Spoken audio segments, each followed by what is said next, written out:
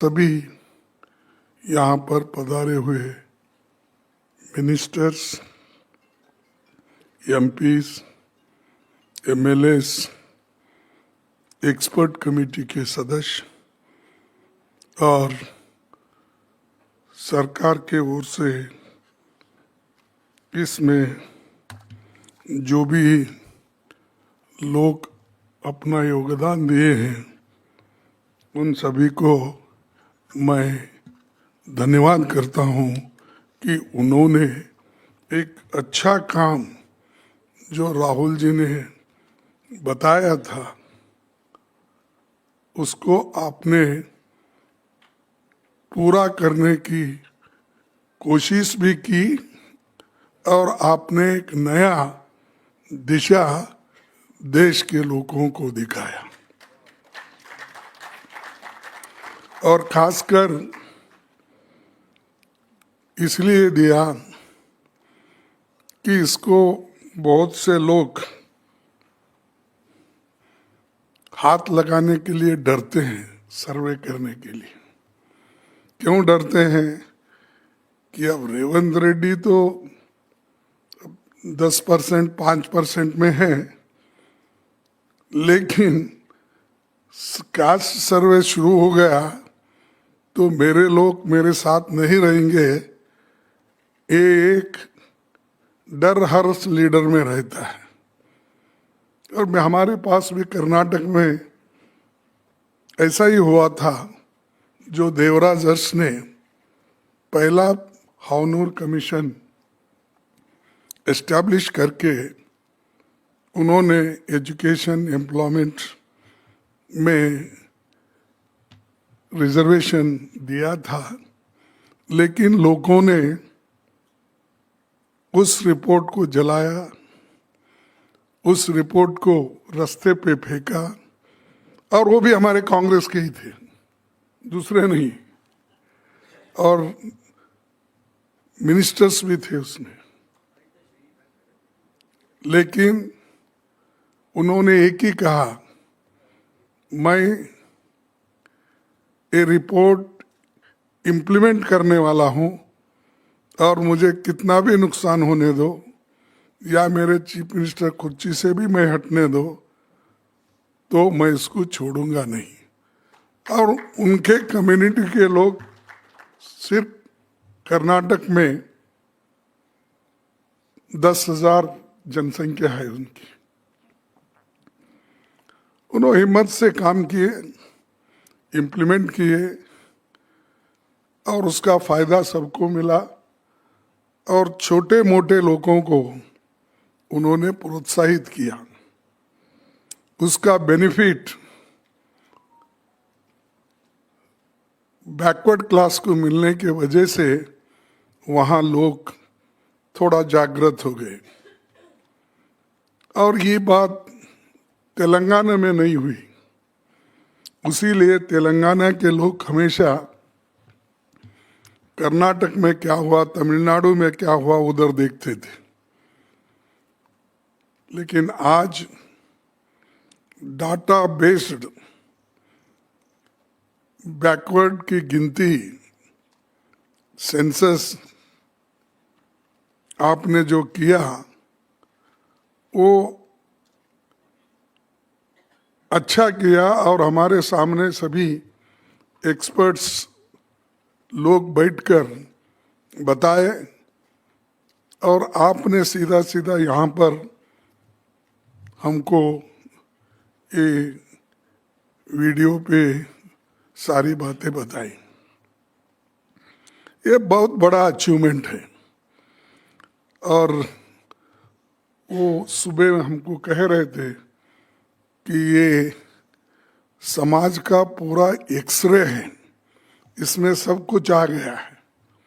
लेकिन मैं मजाक से रेवंत रेड्डी को, डिप्टी चीफ मिनिस्टर को और उत्तम रेड्डी, सब नेता जो थे, इनको बोला, हाँ भाई उस एक्सरे में अनटचेबल ही नहीं आया शेड्यूल कास्ट, उसका क्या होगा? ये मैंने कहा, वो एक्सरे तो ठीक है सबका निकला, लेकिन जो अनटचेबल है वो समान स्तर पे नहीं है।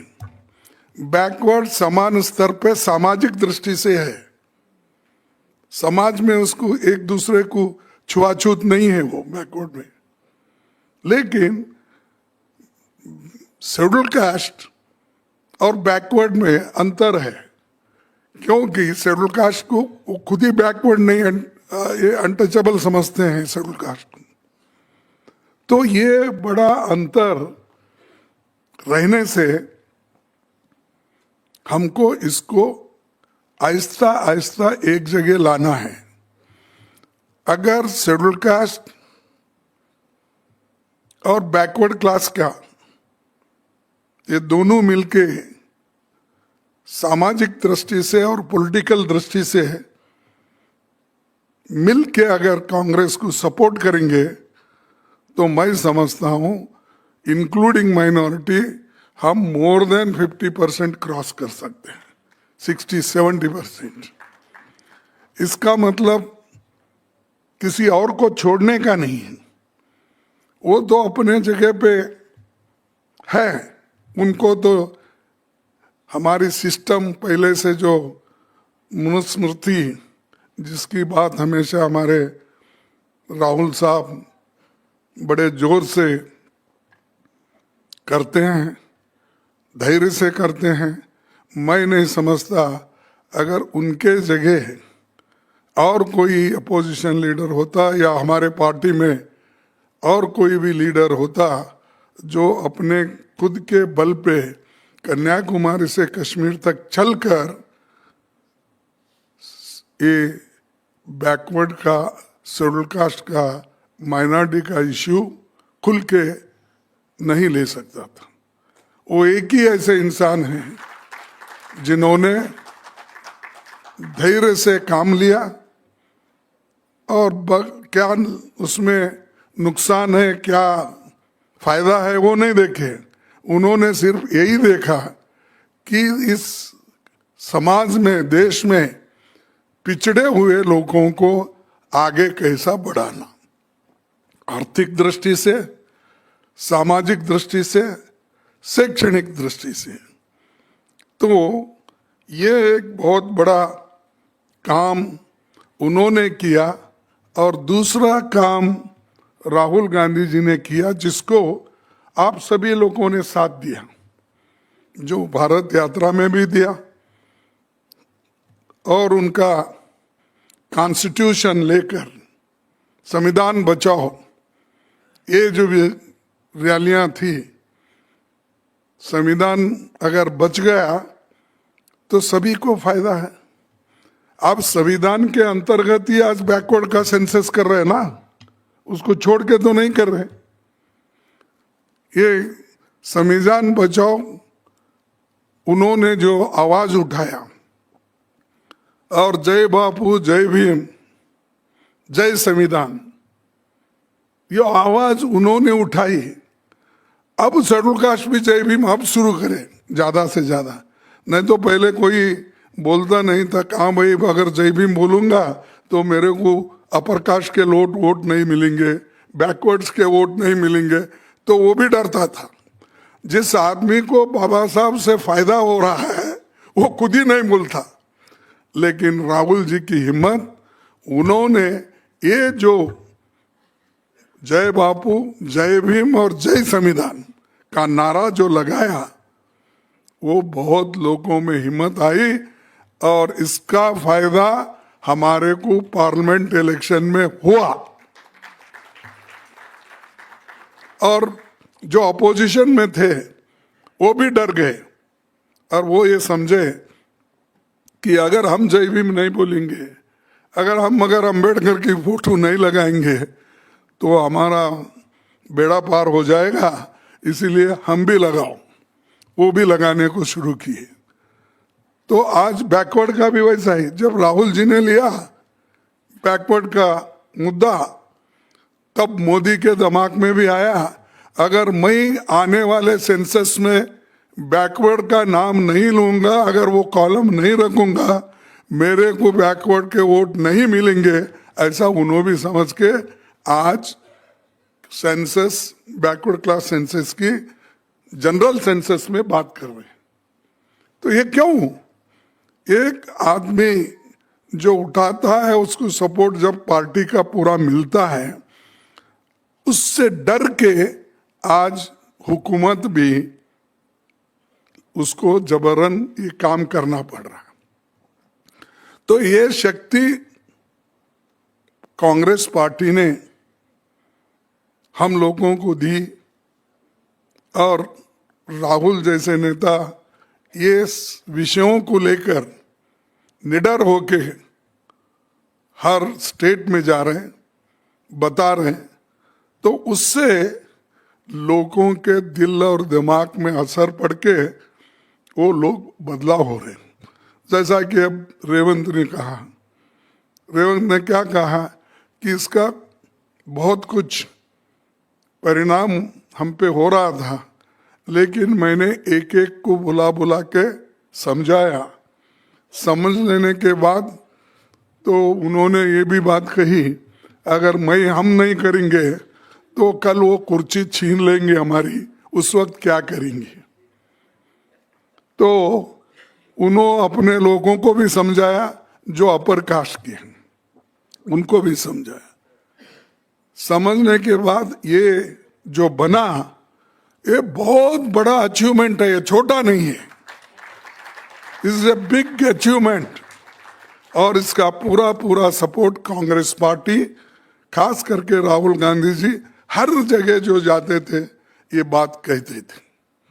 ओबीसी का सेंसस होना चाहिए, शेड्यूल कास्ट को मिल रहा नहीं, शेड्यूल ट्राइब्स को मिल रहा नहीं, माइनॉरिटी को नहीं मिल रहा, ओबीसी को नहीं मिल रहा। ये सारी चीजें खुल के वो बोलने से आज बैकवर्ड क्लास थोड़ा उभर रहा है और इसमें उनकी हिस्सेदारी की बात जब चल रही है तो अब वो भी जागृत हो गए हैं। तो इसीलिए मेरा कहना यह है कि सोशियो इकोनॉमिक एक तरफ तो आपने सर्वे अच्छी ढंग से कर ली, लेकिन उसमें जो अगर कमियां भी है एक दो कहीं भी, उसको दुरुस्त करने में आप हिचकिचाने की जरूरत नहीं। ये इम्प्रूवमेंट का लिखते वक्त कॉन्स्टिट्यूशन लिखा गया, अब 100 अमेंडमेंट हो गए, उसमें 100 अमेंडमेंट हो गए। जब आप पहली सर्वे कर रहे और वो भी 99% परफेक्ट हो गया, अगर उसमें आधा परसेंट 1% कहीं भी चूक हुआ, उसको स्वीकारने में कोई चूक करने की आवश्यकता नहीं है। तो आपने जो भी काम किया और एक्सपर्ट कमेटी ने जो भी काम किया, मैं उनको सभी को धन्यवाद देता हूं। और दूसरी चीज जो इससे डेंजर, अब नेक्स्ट ये इलेक्शन का मुद्दा, जो वोटर लिस्ट का मुद्दा, ये बहुत बड़ा है। जो हमको मिलेगा बैकवर्ड क्लासेस को, हम अगर उधर ध्यान नहीं देंगे ये सेंसस के लिए, तो फिर जो मिलने वाला है वो हम खो बैठेंगे। तो इसलिए उस तरफ भी ध्यान देना जरूरी है।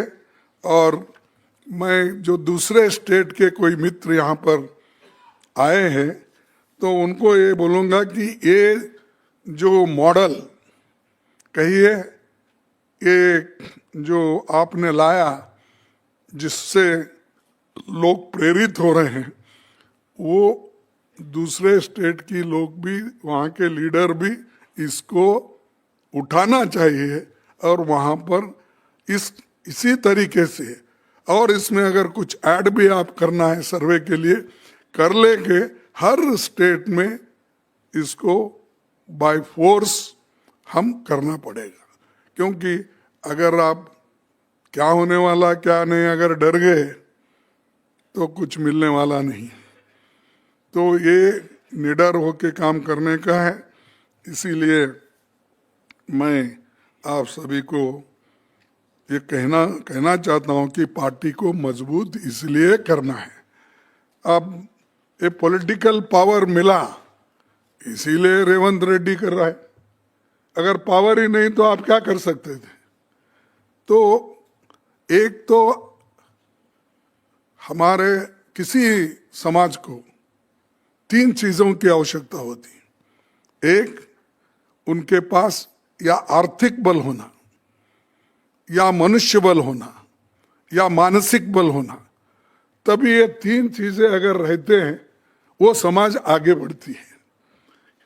अगर आप अभी इंग्लिश की बात करें तो इंग्लिश एजुकेशन ऐसा हो गया है, इस जमाने में नेसेसिटी बन गई है।